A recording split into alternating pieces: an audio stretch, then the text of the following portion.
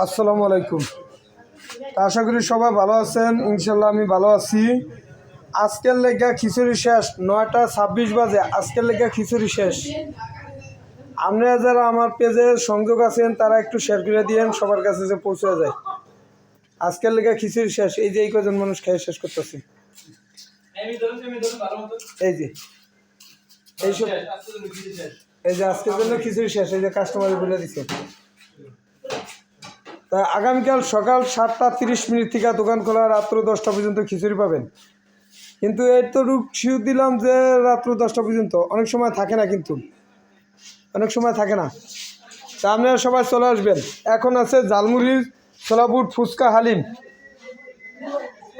ঝালমুড়ি, ছোলাবুট, ফুচকা আছে, হালিম আছে।